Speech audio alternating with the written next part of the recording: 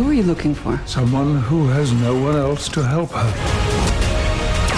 It's just so exciting to see the evolution of your characters after such a long time. Tell me a little bit about what we can expect.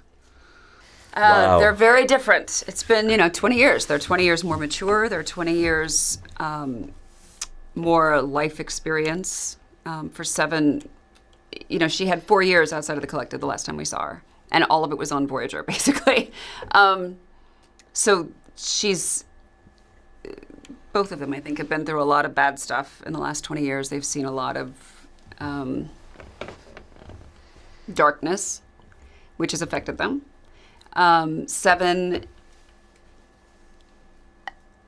holds Starfleet and the Federation, at least in part, responsible for a lot of the mess that the galaxy is in right now.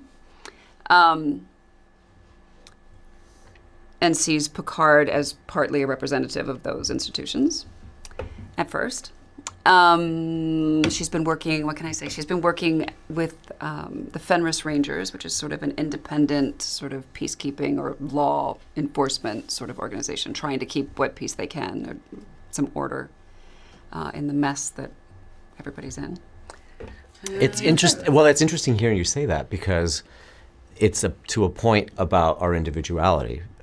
Seven's reaction to the world we're in is not the same as Hugh's. They're both contributing to change or support a better world very differently. In different ways, and that's really cool. Yeah, he's chosen a path, I think, of peaceful leadership in a way, and has had to take a lot of incoming and survive a lot and keep quiet a lot in order to save what he can of what the people he's protecting. So they're both on very different journeys, but with the same kind of intentions, right? Yeah. If you got a chance to speak to yourselves back when you were appearing in Star Trek, and you told yourself about how the style and story content of Star Trek had changed in that period of time, what do you think your reaction would be? You mean how much the way Star Trek is told now versus then? Right. I'd say, hang out, kid. You're going to have another job in 20 years. Stop complaining about the rubber suit. And don't buy that expensive house, because you're going to have a lot of years you can't afford it. Oh my God. Sorry, I had to make a joke. That was really good. That was cute. I don't know that I would have been surprised, because Star Trek is always sort of evolving, and it's always sort of a reflection of its time.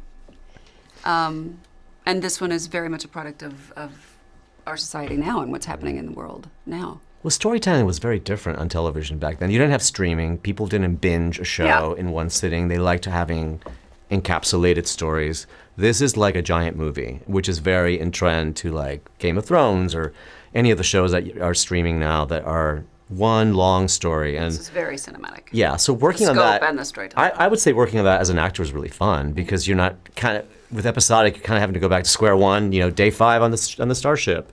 This happens, that happens. This is like a continuing emotional arc, emotional development. So as an actor, you could be like, oh, this is what I'm doing for the season, once you have the scripts, But then you can go, oh, that fits to that. And it's a great kind of process for an actor to dive in deeply,